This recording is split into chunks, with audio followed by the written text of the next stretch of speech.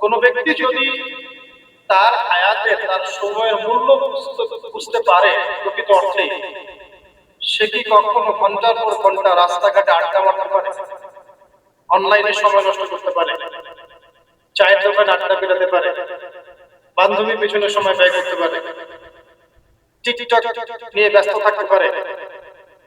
সময়ের মূল্য যে ব্যক্তি বোঝে সে কি কখনো এই কাজগুলো করতে পারে? আল্লাহ পাক সবার আগে এখানে আমাকে বলছেন, বলে আসরি, সময়ের কসম, অর্থাৎ সময় আপনার আমার জীবনে অত্যন্ত গুরুত্বপূর্ণ এবং এই সময়টা লিমিটেড। আল্লাহ পাক একটা লিমিটেড টাইম দিয়েছেন আমাদের।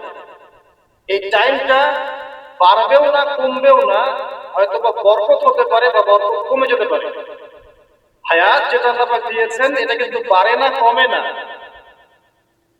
বরং এর মধ্যে হয় বরকত হয় অথবা বরকত কমে যায়। যখন মানুষ পাপে লিপ্ত থাকে, কন্টিনিউয়াসলি পাপ করতে থাকে, তার হায়াতের বরকত কমে যায়।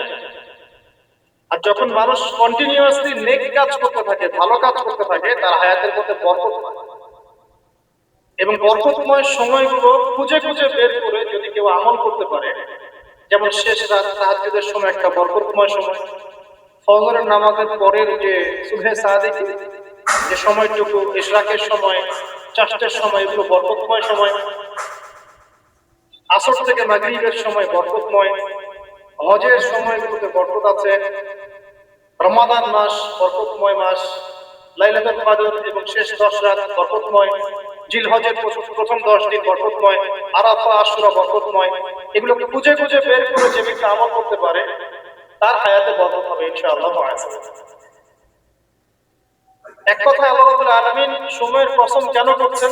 আপনাকে আমাকে এটা বোঝানোর জন্য যে সময় আমাদের জীবনের সবচেয়ে বেশি গুরুত্বপূর্ণ। যে সময়গুলো আমাদের জীবন থেকে চলে গেছে, আপনি আমি যদি 1000 রাকাত নামাজ পড়েও আল্লাহর কাছে কান্নাকাটি করি, সেটা কিন্তু আর ফিরে আসবে না। হয়তোবা আল্লাহ পাক আমাদের গুনাহগুলোকে মাফ করে দিয়ে বাকি জিন্দেগি আমাদেরকে আমল করার তৌফিক দিবেন ইনশাআল্লাহ তাআলা, কিন্তু যে সময়টুকু আমরা নষ্ট করেছি এটা কিন্তু আর ফিরে আসবে না। আজকে যদি একটা লেসন নিয়ে বাসায় যেতে পারি আমরা, যে আমরা আমাদের সময়টাকে মূল্যায়ন করব, আজকের এই মাহফিলটা সার্থক। আর আজকের মাহফিলে আমরা যদি অনেক কথাবার্তা বলি কিন্তু কোনো লেসন নিয়ে বাসায় ফিরে না যাই, তাহলে আজকের এই মাহফিলের কোনো সার্থকতা নেই। আসা এবং যাওয়াই হবে একটা। আমি আসলাম, নাস্তা খেলাম, লেকচার খেলাম, চলে গেলাম। আপনারা আসলেন, দেখলেন, সেলফি উঠালেন, চলে গেলেন। এটাই কি সার্থকতা? এক নাম্বার শিক্ষা নিতে হবে, সময়কে মূল্যায়ন করতে হবে। সময়কে মূল্যায়ন করার জন্য একটা বই সাজেস্ট করবো, সেটা হলো প্রোডাক্টিভ মুসলিম। একটা বই আছে, বাজারে পাওয়া যায়, প্রোডাক্টিভ মুসলিম। এই বইটার মধ্যে আপনি দেখবেন 24 ঘন্টা কিভাবে আপনি রাসূল সাল্লাল্লাহু আলাইহি ওয়াসাল্লামের সুন্নাহ মতো কাটাবেন, এটা লেখা আছে। এছাড়া অনেক অনেক বই আছে, তবে এই বইগুলো ইয়াং জেনারেশনরা বেশি পছন্দ করে। প্রোডাক্টিভ মুসলিম মানে কি? মানে হচ্ছে 24 ঘন্টাকে সে এমন ভাবে ব্যালেন্স করবে যার মধ্যে তার পড়াশোনা, তার ইবাদত, তার তেলাওয়াত, তার জিকির আজকার, তার বাজার ঘাট, তার ব্যবসা বাণিজ্য, তার পরিবার, সবকিছু ব্যালেন্স করা যায়। ইসলামে তো বৈরাগ্যবাদের সুযোগ নাই। সারাদিন খালি নামাজই পড়বো, এর নাম তো ইসলাম না। সারা বছর ধরে রোজা রাখবেন, এর নাম কিন্তু ইসলাম না। নবী সাল্লাল্লাহু আলাইহি ওয়াসাল্লাম নামাজও পড়তেন, রাতে ঘুমাতেন। তিনি পরিবারও ভরণ পোষণ দিয়েছেন, স্ত্রী সন্তান ছিল, আবার তিনি যুদ্ধ জিহাদও করেছেন। আবার নবী সাল্লাল্লাহু আলাইহি ওয়াসাল্লাম রোজাও রেখেছেন, কখনো ছেড়েও দিয়েছেন। মানে ইসলামে এই বৈচিত্র্য আছে। ইসলাম এই বৈচিত্র্যময় একটা রিলিজিয়ন, এটাই ইসলামের সৌন্দর্য। আমরা অনেক সময় মনে করি যে ইসলামের সবকিছু একরকম হতে হবে, সবাইকেই বুকের উপর হাত পাততে হবে, অথবা সবাইকে নাভির নিচে হাত পাততে হবে, অথবা সবাইকে নাভির উপরে হাত পাততে হবে, বা সবাই রকম এলেন করবে, আবার মনে করি কেউই করবে। আসলে এই কনসেপ্ট গুলো ঠিক নয়। ইসলাম বৈচিত্র্যময়, এখানে ভেরিয়েশন আছে, এখানে বৈচিত্র্য আছে, এবং এই বৈচিত্র্যটাই ইসলামের সৌন্দর্য। এটা বুঝতে আমাদের অনেক সময় লেগে যাচ্ছে, আল্লাহ পাক বোঝার তৌফিক দান করুন। চিন্তার মধ্যে মত পার্থক্য থাকবে। একটা হাদিস, কোরআনের একটা সূরা, একজন স্কলার একভাবে ব্যাখ্যা করছেন, আরেকজন কিন্তু আরেকভাবে ব্যাখ্যা করছেন। এখন ব্যাখ্যার মধ্যে মত পার্থক্য দেখা যাচ্ছে, কিন্তু কখনো কখনো দেখা যায় দুটো ব্যাখ্যাই ঠিক আছে। আল্লাহ পাক কাউকে এমন একটা ইলম দিয়েছেন যা অন্য কাউকে দেন নাই, আরেকজনকে আল্লাহ পাক এমন একটা বুঝ দিয়েছেন যেটা আবার অন্য কাউকে দেন নাই। কিন্তু কোরআনের একটা আয়াতকে কেন্দ্র করেই কিন্তু ব্যাখ্যাগুলো এসেছে। এই যে বৈচিত্র্য, এটা ইসলামের সৌন্দর্য, এটা ইসলামের মানে ব্যর্থতা নয়, কিন্তু এটা ইসলামের সৌন্দর্য। শুধু খেয়াল রাখতে হবে ওই ব্যাখ্যা, ওই বুঝ আমরা গ্রহণ করবো যেই বুঝ এবং ব্যাখ্যা নবী সাল্লাল্লাহু আলাইহি ওয়াসাল্লাম এবং সাহাবায়ে কেরাম রাদিয়াল্লাহু আনহুম তারা থেকে স্বীকৃত, এতটুকুই। তো যে বিষয় আসছিলাম ভাই, সময়টাকে মূল্যায়ন করি। প্রফেটিক লাইফস্টাইল এটা বলা যতটা সহজ, করাটা খুব কঠিন। রাতের ঘুমানো থেকে শুরু করে আবার রাতের ঘুম পর্যন্ত এই যে 24 ঘন্টার দিন রাত, এটাকে এমন ভাবে ঢেলে সাজাতে হবে যাতে এর মধ্যে আমার ইবাদত থাকে, নামাজ থাকে, জামাতে নামাজ থাকে, তিলাওয়াত থাকে, তালিম দেওয়া থাকে, দিন প্রচার থাকে, পরিবারকে সময় দেওয়া থাকে, বাজার ঘাট করা থাকে, সন্তান প্রতিপালন থাকে, ব্যবসা বাণিজ্য থাকে, সবকিছুকে ব্যালেন্স করতে হবে। যদি এটা করতে পারি তাহলে ইনশাআল্লাহ আগামী দিনে আশা করা যায় আমাদের তরুণ প্রজন্মের হাতে ইসলামের পতাকা উঠবে ইনশাআল্লাহ। আর এখন যে লাইফস্টাইল আমরা পালন করছি আর কি, বাস্তবতায় আসেন সেটা হচ্ছে এমন, ঘুমাচ্ছি রাত 2-3টায়, কারণ গার্লফ্রেন্ড তো ফোন দেয় রাত 12টা, আর গার্লফ্রেন্ড ফোন দিলে তো 3-4 ঘন্টা কথা না বলে থাকা যায়, তাই না ভাই? তার মানে ঠিক বলছেন, তার মানে এর সাথে অভ্যস্ত আছেন আপনারা। তো ঘুমাতে ঘুমাতে 3টা-4টা, উঠছেন মাশাআল্লাহ জোহরের আগে, তো ফজরটা পড়ছেন জোহরে গিয়ে, তারপরে যে আসর মাগরিব দিলে ঢালার মধ্যে যাচ্ছে, সারাদিন গায়ে কোনো এনার্জি নাই, যেহেতু ঘুম ক্লিয়ার হচ্ছে না, শরীরে শক্তি নাই। এরপরে আবার ফেসবুকিং আছে, ইউটিউবিং আছে, বন্ধুদের সাথে আড্ডা আছে, একটু সময় পাইলে স্কুল কলেজে অথবা কফি শপে অথবা চায়ের দোকানে আড্ডা মারা, আবার রাত্রেবেলা ওই যে এলাকা ভিত্তিক কিছু জায়গা থাকে আড্ডা মারা, আপনার নদীর ধারে বা রাস্তার ধারে বা ব্রিজের উপরে। দেখবেন গোল হয়ে যুব সমাজ বসে বসে লুডু খেলছে। গোল হয়ে যুবকরা বসে যে কিছু একটা করে, কি করে এটা বুঝতে আমার 1 মাস লাগছে। আমি অনেককে প্রশ্ন করছিলাম যে আসলে ওরা করে কি? গোল হয়ে যে বসে থাকে, মাঝখানে একটা জিনিসের দিকে তাকায় আছে, কি করে আসলে? পরে একদিন নিজেই গিয়ে দেখলাম আসলে কি করে। ভাই কি করো? ওই যে ভাই ইতস্তত বোধ করছে যে আপনি, আপনার ভিডিও আমরা ইউটিউবে শুনি, আপনি সেই ব্যক্তি না? যে হ্যাঁ আমি সেই ব্যক্তি। কি করো তোমরা? তো বলছে যে আমরা ভাই লুডু খেলছিলাম। ওখানে যে লুডু খেলে এটা আমরা বুঝতে পারি না। আমি অনেস্টলি বলছি যে টিকটক বলে যে কিছু একটা আছে, এটা আমি জানতাম না। এটার নামে কোন অ্যাপস আছে এটা আমার জানাই ছিল, শুধু ফেসবুক এবং ইউটিউবিং জানতাম। তো দেখেন আমরা সময়গুলো প্র্যাকটিক্যালি এভাবে নষ্ট করছি। তো যদি প্রফেটিক লাইফস্টাইলে না আসতে পারি তাহলে আল্লাহ পাকের যে শপথ ওয়াল আসরি, সময়ের কসম, এখান থেকে কোনো শিক্ষা আমরা অর্জন করতে পারছি না। 2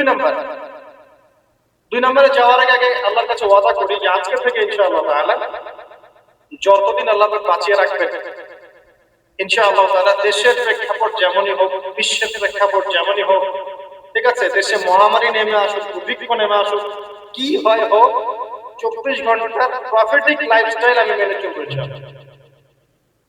স্পেশালি যুব সমাজকে এই নিয়াত করতেই হবে, আদারওয়াইজ আপনারা সামনে ভয়ঙ্কর বিপদ দেখতে পাবেন। এমন ভয়ঙ্কর সিচুয়েশন আসবে যেটা কল্পনাতেও নাই এই মানব জাতির। কি আসবে সেটা নিয়ে আমি আসলে আপনাদেরকে ভয় দেখাতে যাচ্ছি। আগামী বিশ্বের ভবিষ্যৎটা ভালো না, আগামী বিশ্বের ভবিষ্যৎটা মোটেই ভালো না। তো সময় এখনই আছে, মানে এই সময়টাই সময় মনে করে, ভবিষ্যতের চিন্তা বাদ দিয়ে এইটাকেই সময় মনে করে। আল্লাহ পাক তৌফিক এনায়েত করুন, আমিন। 2 নম্বর মেসেজ হচ্ছে আল্লাহ পাকের সময়ের কসম করে আল্লাহ পাক বোঝাতে যাচ্ছেন যে ইতিহাস এর দিকে আপনাকে চোখ দিতে হবে। পৃথিবীর সৃষ্টি থেকে নিয়ে কিয়ামত পর্যন্ত একটা বিষয় খুব কমন, সেটা কি? যুগে যুগে যারাই আল্লাহ রাব্বুল আলামিনের তাওহীদ এবং তার নবীর সুন্নতকে অবজ্ঞা করেছে, আল্লাহ পাক কাউকে এই পৃথিবীতে স্থান দেন। এই ইতিহাসটা কোরআন এবং হাদিসের পাতায় পাতায় আছে। সময়ের শপথ করে আল্লাহ পাক আমাদেরকে বলছেন ইতিহাস ঘেটে দেখো, পিছনের দিকে তাকিয়ে দেখো, যুগে যুগে যারাই আল্লাহ এবং তার রাসূলের অবাধ্য হয়েছে আল্লাহ পাক কাউকে এই পৃথিবীতে স্থান দেন নাই। এক নম্বর দেখেন ওই যে নূহ আলাইহিস সালাম স্থান পেয়েছে। নূহ আলাইহিস সালামের যুগে যে মানুষেরা আল্লাহর বিরোধিতা করেছিল তারা কি টিকতে পেরেছে?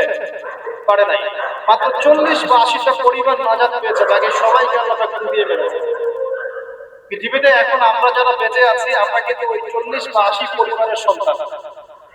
আমাদের পিতা মাতা কিন্তু ওইদিকে, যারা ওই সময়ে মহাপ্লাবন থেকে উদ্ধার পেয়েছে, নাজাত পেয়েছে, আমরা কিন্তু তাদেরই সন্তান। আর বাকি কাউকে আল্লাহ পাক পৃথিবীতে রাখেন নাই। আল্লাহ কিচ্ছু যায় আসে না। একটা হাদিসে আছে পৃথিবীর দাম আল্লাহর কাছে একটা মাছির রাখার সমান। যে ফয়জুল কালাম বইটা আছে পড়ে দেখবেন, এই বইটা বাসায় রাখতে পারেন, অনেক চমৎকার একটা বই। এখানে অনেক হাদিস আছে, এটা আপনাদের জন্য খুব ইজি হবে, স্পেশালি যারা জেনারেল লাইনে পড়াশোনা করছে। মাছির একটা পাখার পরিমাণ দাম যদি আল্লাহর কাছে থাকতো এই পৃথিবীর, তাহলে আল্লাহ পাক এই পৃথিবীতে কোনো কাফের মুশরিককে পানি পান করতে দিতেন না, এক ঢোক পানিও দিতেন না। মানে এই মহাবিশ্বের যত গ্রহ নক্ষত্র আছে এগুলোর সামনে পৃথিবীর দামটা অনেকটা এমন। একটা উদাহরণ দিচ্ছি, সমুদ্রে গিয়েছেন কখনো? সি বিচে গিয়েছেন? কক্সবাজারে ওইদিকে গিয়েছেন কখনো? আচ্ছা, নদী তো গিয়েছেন, তিস্তার চরে গিয়েছেন না? মনে করেন তিস্তার চরে বিশাল চর, এই চরের মধ্যে একটা বালুর কি পরিমাণ মূল্য আছে? বালুর একটা কণার কি পরিমাণ দাম থাকতে পারে? এই পুরো মহাবিশ্বে পৃথিবীর অবস্থানটা এতটুকুই, বরং তার চেয়েও কম। পুরো মহাবিশ্বে পৃথিবীর অবস্থান এর চেয়েও কম, যতটুকু একটা বিশাল চরের মধ্যে একটা বালু। পুরো বিশাল সমুদ্র সৈকত, এই সমুদ্র সৈকতে একটা বালুর কোনো দাম আছে? বালুর কণা ওটা থাকলেই কি না থাকলেই কি? পৃথিবীর অবস্থাটা ঠিক এমন মহাবিশ্ব। ওই পৃথিবীতেই আমরা এখন বসবাস করছি, আর আমরা মনে করছি যে আমরা পৃথিবীতে চিরস্থায়ী হব, এই দুনিয়াটা আমাদের, এখানে যা ইচ্ছা আমরা তাই করব, এখানে পলিটিক্স করলে যা ইচ্ছা তাই করব, এখানকার অর্থনৈতিক দায়িত্ব পাইলে যা ইচ্ছা তাই করব, এখানকার সামাজিক নেতৃত্ব পাইলে যা ইচ্ছা তাই করব, হ্যাঁ, এখানকার ধর্মীয় নেতৃত্ব পাইলে যা ইচ্ছা তাই করব। আমাদের ভাবনা এখন এমন। অথচ পৃথিবীর মূল্য আল্লাহর কাছে একটা বালুর পরিমাণ, একটা মাছির পাখার পরিমাণ। তো আলী রাদিয়াল্লাহু আনহু একটা কথা বলবেন যে পৃথিবীতে মানুষ এমন ভাবে বিচরণ করে যে মানুষ মনে করে যে পৃথিবীতে সে ছাড়া আর কিছুই নাই, আর পৃথিবী থেকে মানুষ এমন ভাবে চলে যায় যে মনে হয় পৃথিবীতে সে কখনো ছিলই না। এটা আলী ইবনে আবি তালেব রাদিয়াল্লাহু আনহুর কথা, কত গভীর কথা চিন্তা করছেন। পৃথিবীতে যখন মানুষ বসবাস করে তখন মানুষের কাছে মনে হয় যে দুনিয়াটা আমাদেরই, দুনিয়াতে আমরা ছাড়া কিচ্ছু নাই, সবকিছু আমাদের, এই দুনিয়ার মালিক আমরাই। মুখে হয়তো বলে যে আল্লাহ বলে একজন আছে, কাজে কিন্তু আসলে মানে না, কাজে কিন্তু আসলে মানুষ সেটা স্বীকার করে। কার্যত স্বীকার করলে কি মানুষ আল্লাহর হালালকে হারাম করতে পারতো? আল্লাহর হারামকে হালাল করতে পারতো?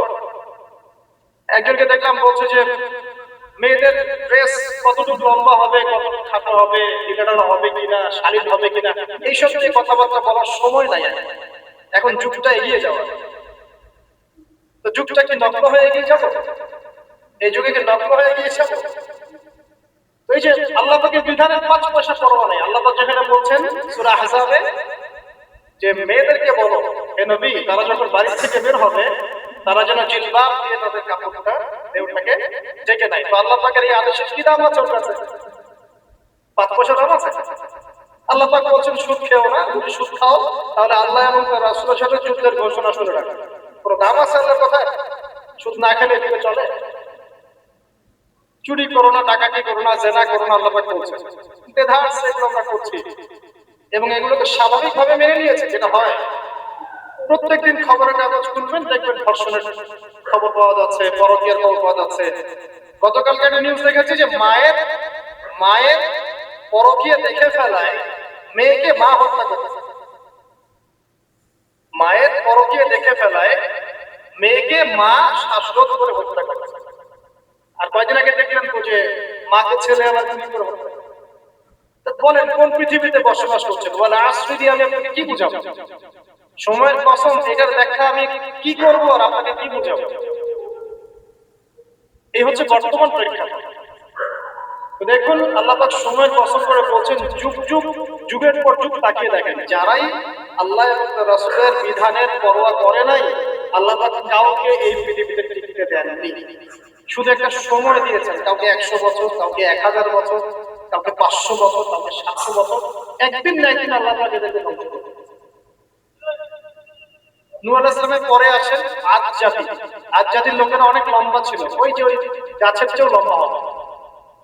ওই যে গাছটা দেখছেন, ইউক্যালিপটাস গাছ নাকি জানেন? না না, ওই যে পিছনে।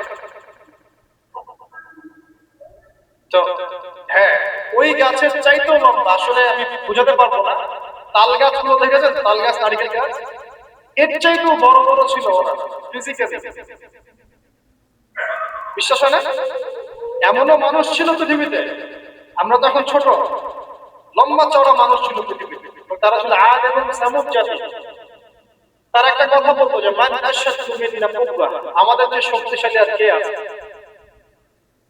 আওয়ালাম ইয়ালামুন আন্নাল্লাহা হুয়া আশাদু মিনহুম কুওয়া, আল্লাহ পাক বলেছেন কোরআনে। তারা কি জানে না যে আল্লাহ তাদেরকে সৃষ্টি করেছেন তিনি তার চেয়ে বেশি শক্তিশালী?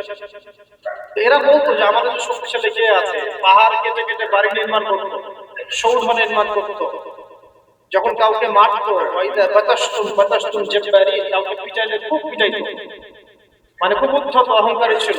হুদ আলাইহিস সালাম এবং সালেহ আলাইহিস সালাম তাদের নবী ছিলেন। আল্লাহ পাক নির্দিষ্ট সময় দিয়েছেন, একদিন ধ্বংস করে দিয়েছেন। বিশাল দেহের এই মানুষগুলোকে আল্লাহ পাক ধ্বংস করেছেন ঝড় দিয়ে, বাতাস দিয়ে। বাতাসে এমন ভাবে উপড়ে দিয়েছেন যেন খেজুর গাছের ডাল উপড়ে পড়ে গেলে যেমন ভাবে পড়ে থাকে, এরা সেভাবেই পৃথিবীতে পড়েছে। শেষ, সমস্ত দম্ভ অহংকার সব শেষ, চূর্ণ বিচূর্ণ। সামুদ জাতির একই অবস্থা, আকাশ থেকে বজ্রপাত, যে বিজলি যেটা বলি আমরা, প্রচন্ড বজ্রনাদ শব্দে একদিনে শেষ। কমে লুত পরস্পর ছেলে ছেলে জেনা করতো, নাউজুবিল্লাহ, যেটা এখনকার ফ্যাশন হয়ে গেছে। হ্যাঁ, আজকে দেখলাম একটা নিউজ, যে আমি আসলে নিউজ দেখতে খুব পছন্দ করি, যে একটা স্কুলের টিচার, সে নিজেও সমকামী, সে শিক্ষার্থীদেরকে পড়াচ্ছে, সে নিজেও সমকামী। তাকে সরিয়ে দেওয়ার জন্য শিক্ষার্থীরা আন্দোলন করছে। এখন এদের সংগঠনও আছে, এদের পতাকা আছে, এদের ম্যাগাজিন আছে, এরা মানবতার কথা বলে, এরা বলে যে বাক স্বাধীনতার কথা বলে। আগে ওই উইকিপিডিয়া ঘাটলে দেখবেন, আগে দেখা যেত যে সমকামিতাকে একটা রোগ বলতো মানুষ, এটা মানসিক রোগ ইত্যাদি। এখন উইকিপিডিয়া ঘেটে দেখবেন, এখন এটাকে বলে এটা হচ্ছে বাক স্বাধীনতা। মানে বাক স্বাধীনতা, আপনি চাইলে একটা ছেলেকেও বিয়ে করতে পারেন, মেয়েকেও করতে পারেন। লূত আলাইহিস সালামের কওম এই কাজটা করতো। এমনই অসভ্য কওম ছিল যে দুইজন ফেরেশতাকে আল্লাহ পাক দুইজন মানে তরুণ যুবকের রূপে পাঠিয়েছেন। দুজন ফেরেশতার নাম, একজন জিবরাইল আলাইহিস সালাম, একজনের নাম মিকাঈল আলাইহিস সালাম। দুইজনকে পাঠিয়েছেন ওদেরকে ধ্বংস করার জন্য, কিন্তু ফুটফুটে সুদর্শন তরুণের রূপে। তারা এসে আশ্রয় নিয়েছেন লূত আলাইহিস সালামের বাসায়। এখন ওই কওমের লোকেরা এসে লূত আলাইহিস সালামকে বলছে যে তোমার মেহমানদেরকে ডেকে নিয়ে আসো।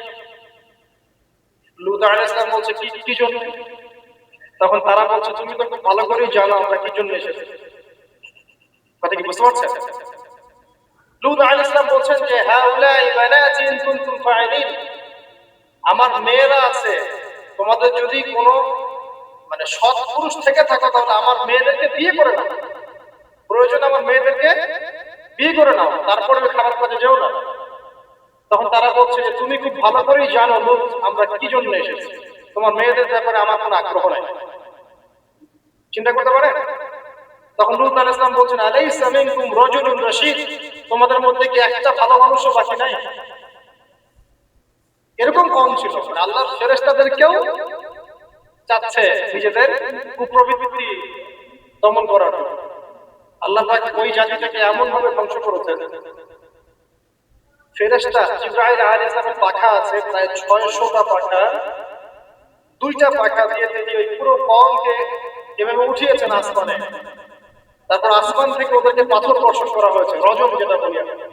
দুনিয়াতে রজম না হলে আসমানে হয়েছে রজম, পাথর নিক্ষেপ করে থেতলে দেওয়া হয়েছে, তারপরে এদেরকে উল্টে এভাবে দাফন করে দেওয়া হয়েছে। জর্ডান, জর্ডান নামক জায়গায় ডেড সি বা মৃত সাগর যেটা, ওই জায়গাটা হচ্ছে কওমে লূতের জায়গা। অনলাইনে ঘেটে দেখেন, এই জায়গায় এই কওমে লূত থাকে সমকামী। এখন এটা মুহাম্মদ সাল্লাল্লাহু আলাইহি ওয়াসাল্লাম নিজেও বলছে যে আমি আমার উম্মতের উপরে যে কয়টা বিষয় বেশি ভয় করি, তার মধ্যে একটা হচ্ছে গোপন শিরক, একটা হচ্ছে লোক দেখানো আমল, একটা হচ্ছে এই উম্মতের এক শ্রেণীর আলেম তারা সমাজে ফিতনা সৃষ্টি করে বেড়াবে এবং আসমানের নিচে এরা সবচেয়ে নিকৃষ্ট শ্রেণীর মানুষ হবে। আমি ভয় করি আমার উম্মত মুক্তি পূজারী হয়ে যাবে এবং আমি ভয় করি আমার উম্মতের মধ্যে সমকামিতা ছড়িয়ে পড়বে। ছড়িয়ে পড়ছে না এখন? পড়ছে। খুব সতর্ক সাবধান থাকবে। এটা ছড়িয়ে পড়ার মূল কারণ কি? খুব কমন প্রশ্ন, আসলে কারণের দিকে আসে, কারণটা ফাইন্ড আউট করি। জেনা যে ছড়িয়ে পড়ছে আর পরকীয়া যে ছড়িয়ে পড়ছে, সমকামিতা ছড়িয়ে পড়ছে, এর কারণটা কি? কারণ আজকে থেকে 50 বছর আগে তো এমন ছিল, লাস্ট 50 বছরে কি হচ্ছে এটা ছড়িয়ে পড়ছে, কারণটা কি? এক নাম্বার কারণ হচ্ছে ফ্রি মিক্সিং, মানে ছেলে মেয়ের অবাধ বিচরণ, এটা এক নাম্বার কারণ। আগে যত বেশি পর্দা রেস্ট্রিক্টেড ছিল তত বেশি এখান থেকে মানুষ সেফ ছিল। দুই নাম্বার কারণ হচ্ছে যে যৌন শিক্ষার নামে আমরা মানুষকে নগ্নতা শেখাচ্ছি। তিন নাম্বার কারণ হচ্ছে প্রত্যেক প্রিন্ট এবং ইলেকট্রনিক মিডিয়া যৌনতা সুরসুরি দিচ্ছে। আর তার চেয়ে বড় 4 নাম্বার কারণ হচ্ছে পর্নোগ্রাফি। এটা সবার মোবাইলে এখন ফ্রি অ্যাক্সেস, যে কেউ ইচ্ছা, আলেম হোক আর জালেম হোক আর যেই হোক না কেন, সবাই বাসায় গিয়ে চুপ চুপ করে পর্নোগ্রাফি দেখতে পারে। এবং যখন এটাতে মানুষ আসক্ত হয়ে যায় তখন ভিতর থেকে সে পশু হয়ে যায়। নিজের মেয়ের সাথে সেনা করতে তার বুক কাঁপবে না। আপনি কি জানেন এখন অনেক পিতা বেরিয়েছে যারা নিজের মেয়ের সাথে সেনা করছে? খবর দেখেছেন? এটা কিভাবে সম্ভব? পর্নোগ্রাফির মধ্য দিয়ে সম্ভব। পর্নোগ্রাফি দেখতে দেখতে দেখতে দেখতে এগুলোকে মানুষের কাছে কমন মনে হচ্ছে, স্বাভাবিক। তখন কোনো মেয়ের দিকে সম্মানের চোখে মানুষ তাকাতে পারছে না। একটা মেয়ের দিকে সম্মানের দৃষ্টিতে মানুষের তাকাতে পারছে না। আর মেয়েরাও যে খুব ভালো তা না, ম্যাক্সিমাম মেয়ে দেখা যায় বেপরদায় চলে। ওরা আরো পছন্দ করে কেউ ওদেরকে ইপ্রিজিং করুক, কেউ চোখে লাভ লেটার দিক, কেউ টিকটকে একটু নক করুক, কেউ মেসেঞ্জারে নক করুক। অনেক মেয়েরা তো অনেক দেখো, ভালো মেয়ে খুঁজে পাবেন কোথায়? খুবই রেয়ার, খুবই রেয়ার। ভালো মেয়ে খুঁজে পাওয়া খুবই রেয়ার। যদি আপনি নিজে পবিত্র না থাকেন, আপনি পবিত্র মেয়ে খুঁজে পাবেন না। প্রিয় দিনী ভাই, আপনি যদি নিজে পবিত্র না থাকেন, আপনি পবিত্র মেয়ে খুঁজে পাবেন না। বড় বড় শহরগুলোতে গিয়ে দেখেন, শপিং মলগুলোতে গিয়ে দেখেন, শপিং মল, ইউনিভার্সিটিজ, মেগা সিটিজ গুলোতে গিয়ে দেখেন, মেয়েদের গেটআপ গুলো দেখেন। বলবে যে হুজুর আপনারা এগুলো দেখেন? জি না, আমরা দেখি না, বাট আমাদের চোখের সামনে পড়ে যায়। আর চোখের সামনে যখন পড়ে যায় তখন তো আমরা চোখ বন্ধ করে হাঁটতে পারবো। মনে করেন আমি কার ড্রাইভ করছি, আমি চোখ বন্ধ করে ড্রাইভ করবো? সামনে কেউ পড়ে গেলে বলবেন হুজুর আপনার দৃষ্টি খারাপ। কি ফাইজলামি! ডানে বামে চারপাশে যখন মেয়েরা এভাবে লক্ষ্য হয়ে ঘুরবে, আমি কি চোখ বন্ধ করে আকাশের দিকে তাকায় গাড়ি চালাবো? না আকাশের দিকে তাকায় হাঁটবে, নাকি মাটির তলে তাকায় হাঁটবে? কি করবো? তো এগুলো হচ্ছে এক প্রকার এক শ্রেণীর বুদ্ধি প্রতিবন্ধী আছে, নাস্তিকতায় বিশ্বাসী, এদের খরা যুক্তি। সারা দেশে এরকম নগ্নতা ছড়িয়ে বেড়াবা আর বলবা যে তোমাদের মানসিক সমস্যা, হ্যাঁ তোমাদের মনের সমস্যা, রোগটা তোমাদের মনে। সুবহান। তো যেটা বলছিলাম ভাই, এগুলোর কারণটার দিকে আসে। মূল কারণটা কিন্তু এগুলো রিমিক্সিং, আপনার মিডিয়াগুলোর মধ্য দিয়ে এইভাবে অবাধ দেদারসে যৌনতার প্রদর্শন, বিভিন্ন মুভিজ এন্ড ফিল্মস, এই যে সিরিয়াল, এইগুলো এমন কিছু মিডিয়া যেগুলো আমাদেরকে যৌনতা শেখাচ্ছে এবং পর্নোগ্রাফি, এগুলো সবকিছু যখন একত্রিত হয়েছে তখন দেখবেন সমাজের মধ্যে যৌনতা বেড়েছে, জেনা বেড়েছে, ধর্ষণ বাড়ছে, তারপরে পরকীয়া বাড়ছে, এবং এগুলো এখন নর্মাল হয়ে গেছে। মানে এগুলো নর্মাল, মানুষ সবাই মেনে নিয়েছে যেটা হয় এমনই। ধর্ষণ দিলে 4-5টা হয়, হ্যাঁ রেপ এটা হতেই পারে, জেনা ছেলে মেয়ে একটা আপোষের সম্মতিতে প্রেম করছে, জেনা করছে, একটা সমস্যা কিছু নাই, এটা বাক স্বাধীনতা, এটা মানুষ মনে করে। হ্যাঁ, দুজন যদি পরস্পর সম্মতিতে জেনা করে এটাকে পাপ মনে করা হচ্ছে না এখন। আপনার কথা কি মাথার কথা আছে? একজন ছেলে একজন মেয়ে যদি সম্মতিতে জেনা করে এটাকে পাপ মনে করা হচ্ছে না, জোর করে করলে তখন পাপ মনে করা। এবং দেখা যায় অনেক পরিবার, আপনি জরিপ করে দেখেন, ম্যাক্সিমাম পরিবারে এখন পরকীয়া ঢুকে গেছে। স্বামীকে নিয়ে স্ত্রী সন্তুষ্ট না, স্ত্রীকে নিয়ে স্বামী সন্তুষ্ট চলছে। আবার যদি কেউ অনেস্টলি একাধিক বিয়ের দিকে যায় তখন তাকে আবার সমাজের দিকে খারাপ করে দেখা হচ্ছে। দেখা যাবে একটা স্ত্রী আছে বাসায়, বাইরে 10টা মেয়ের সাথে টাঙ্কি মেরে বেড়ায়, কোনো সমস্যা নেই, 10টা মেয়ের সাথে জেনা করে বেড়ায়, কোনো সমস্যা নেই। কিন্তু একটা মেয়েকে যদি বিয়ে করে তাকে ভরণ পোষণ, তার রেসপন্সিবিলিটি, তার গার্ডিয়ানশিপ, তাকে সম্পত্তির অধিকার, যৌন অধিকার সবকিছু দেওয়ার চেষ্টা করে, তখন সমাজের মানুষ টাকা চোখে টাকা দেয়। এটা কোন যুগে আছে? এটা আইয়ামে জাহিলিয়াত চলছে এখন। আমরা মক্কাকে আইয়ামে জাহিলিয়াত মনে করেন? মক্কার জাহিলিয়াতের যে 1000 গুণ বেশি জাহিলিয়াত এখনকার বিশ্বে আছে। কেউ চ্যালেঞ্জ করলে আমার সাথে ডিবেট করতে বলেন, আমি প্রমাণ করে দিব যে মক্কার জাহিলিয়াতের চাইতে 1000 গুণ বেশি জাহিলিয়াত এই যুগে আছে। তবে শর্ত হচ্ছে এই জাহিলিয়াত প্রমাণ করতে হবে শুধু কোরআন এবং হাদিসের চোখ দিয়ে, অন্য কোনো চোখ দিয়ে চলবে না। তো এই সব কিছুর উপরে আবার একটা বিষয় আছে, সেটা হলো সবসময় আইনের সুশাসন নিশ্চিত হচ্ছে না। সব ধর্ষকের বিচার হচ্ছে না, সব জেনাকারীর বিচার হচ্ছে না, মাদক দ্রব্য সবার বিচার হচ্ছে না, বিচার হলে আইনের ফাঁক করতে বেরিয়ে যাচ্ছে। আর সিস্টেম করা আছে, ওখানে একটু খাওয়াবেন, তার নিচে একটু খাওয়াবেন, তারপর এখানে একটু খাওয়াবেন, আস্তে আস্তে সব তুলে যাবে। আর এগুলো আমরা মেনে নর্মাল, এমনই সিস্টেম আমরা সবাই মেনেই নিয়েছি যে হয়। এই যে মেনে নেওয়ার ট্রেন্ড, এটা করতে করতে করতে আমরা এখন চরম রকম জাহেলি একটা সমাজে বসবাস করছি। এই সময়ের কসম আল্লাহ পাক আপনাকে বলছেন ওয়াল আসরির সময়ের কসম, মানে কোন সময় আপনি বসবাস করছেন নিজেই চোখ দিয়ে দেখেন। সময়কে চিনতে শিখুন, ইতিহাস পড়তে শিখুন, ইতিহাসের সময়ের যুগে যুগে যারা আল্লাহর আইনের বা আল্লাহর বিধানের বিরোধিতা করেছে ওদের কি পরিণত হয়েছে দেখুন, আর সময়কে মূল্যায়ন করুন। এভাবে আজ সামুদের কথা বললাম, কওমে লূতের কথা বললাম, এই যে কওমে শুআয়ব একই অবস্থা, মাপে কম দিত, আল্লাহ পাক ভূমিকম্প দিয়ে ধ্বংস করে দিয়েছে, মানুষকে ঠকাতো। শুআয়ব আলাইহিস সালামের কওম যেভাবে মানুষকে ঠকাতো, এখনকার আইএমএফ আর ওয়ার্ল্ড ব্যাংক মানুষকে এইভাবে ঠকায়। এটা আপনি বুঝবেন না যদি ইন্টারন্যাশনাল ইকোনমিক্স মনিটারি সিস্টেম সম্পর্কে পড়াশোনা না করেন। সুদের জালে ফেলে দরিদ্র দেশগুলোকে একদম গলায় রশি ধরে টেনে, হ্যাঁ সুদের মধ্য দিয়ে, এবং পুরো ওয়ার্ল্ডটাকে এভাবে সাজিয়েছে, এর বাইরে কেউ বেরোতে পারবে না। ইন্দোনেশিয়ার একজন প্রেসিডেন্ট চেষ্টা করেছিলেন বের হওয়ার জন্য, সুকান্ত, আগে হয়তো আছে, নাম পড়ে দেখবেন। তারপরে ওরা ইন্দোনেশিয়াকে ইকোনমিক স্যাংশন দিয়ে দিয়েছে। ইন্দোনেশিয়া আস্তে একটা ভালো অবস্থা থেকে হঠাৎ করে ফাঁপ করে পড়ে গেছে। যখন টার্কি এখান থেকে বের হওয়ার চেষ্টা করেছে ওকে স্যাংশন দিয়ে দিয়েছে।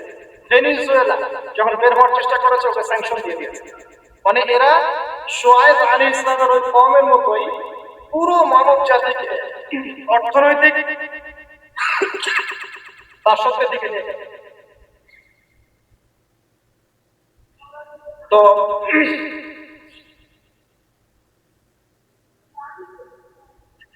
তারপরে আসলে সামনে যাই, শুআয়ব আলাইহিস সালামের কওমের পরে কি? ফিরআউনের কওম, মুসা আলাইহিস সালাম। ফিরআউন ছিল বিশ্বের সবচেয়ে প্রভাবশালী নেতা, যে নিজেকে এক পর্যায়ে বলেছিল যে আনা রাব্বুকুমুল আ'লা, আমি তোমাদের মহান রব, তাই না? সে বলেছিল যে আমি তোমাদের জন্য যা ভালো মনে করি আমি তাই করি, এবং আমি তোমাদেরকে সরল পথ দেখাই। এটা ফিরআউনের স্টেটমেন্ট, এটাও কিন্তু ফিরআউনের স্টেটমেন্ট। তো সে নিজেকে এক পর্যায়ে রব দাবি করে এবং আল্লাহ পাক তাকে ক্ষমতা দিয়েছিলেন, দীর্ঘ হায়াত দিয়েছিলেন, ওকে জুলুমের ক্ষেত্রে আল্লাহ পাক অবকাশ ছাড় দিয়েছিলেন। এক পর্যায়ে সে মনে করলো যে তাকে ধরার কেউ নাই। আল্লাহ রাব্বুল আলামিন একটা সুযোগের অপেক্ষা, একটা সুযোগের অপেক্ষা, সেটা হলো মূসা আলাইহিস সালামকে ধাওয়া করছে।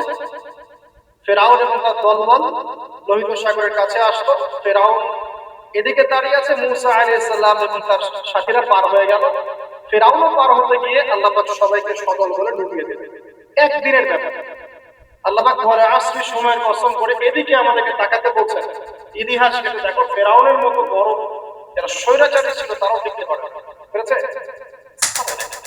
নমরুদের কথা পড়া জানেন, বিশাল প্রতাপশালী, তাকে আল্লাহ পাক লম্বা হায়াত দিয়েছিলেন। ইব্রাহিম আলাইহিস সালামকে কত পরীক্ষায় না ফেললেন, আগুনে পর্যন্ত ফেলেছে। ইব্রাহিম আলাইহিস সালাম বলেছেন, হাসবি আল্লাহ ওয়া নি'মাল ওয়াকিল, হাসবি আল্লাহ ওয়া নি'মাল ওয়াকিল, নি'মাল মাওলা ওয়া নি'মাল নাসির। আল্লাহ রাব্বুল আলামিন ইব্রাহিম আলাইহিস সালামকে বিজয় দিলেন, নমরুদকে আল্লাহ পাক ধ্বংস করলেন। কোথায় যাবে? ঈসা আলাইহিস সালামের কওমে আসেন, যারা ঈসা আলাইহিস সালামকে মেনে নিয়েছে নাজাত পেয়েছে, যারা মেনে নেয় নাই কিয়ামত পর্যন্ত আল্লাহ পাক ওদেরকে লানত করে রেখেছে। ওরা কারা? ওরা ইহুদিরা, জিউসরা। তো লম্বা করছি না, একটা বিষয়ের দিকে ফোকাস করেন। সময়ের কসম বলতে আল্লাহ পাক আপনাকে বর্তমান সময়টাকে চিন্তা করতে শেখাচ্ছেন। আপনি আমি যে সময় আছি সে সময় নিয়ে ভাবতে হবে। এক, দুই, সময়কে মূল্যায়ন করতে হবে। তিন, অতীতের সময়গুলো দিকে তাকাতে হবে, অতীতে কখন কার কি পরিণত হয়েছে, কি কারণে। এখান থেকে শিক্ষা নিয়ে সামনের দিকে পথ করতে হবে। আর সামনের সময় কেমন? সামনের সময় আরো ভয়ঙ্কর। যতদিন যাবে আমাদের যে আলামতগুলো বাকি আছে সেগুলো আস্তে আস্তে চোখের সামনে দেখা যাবে।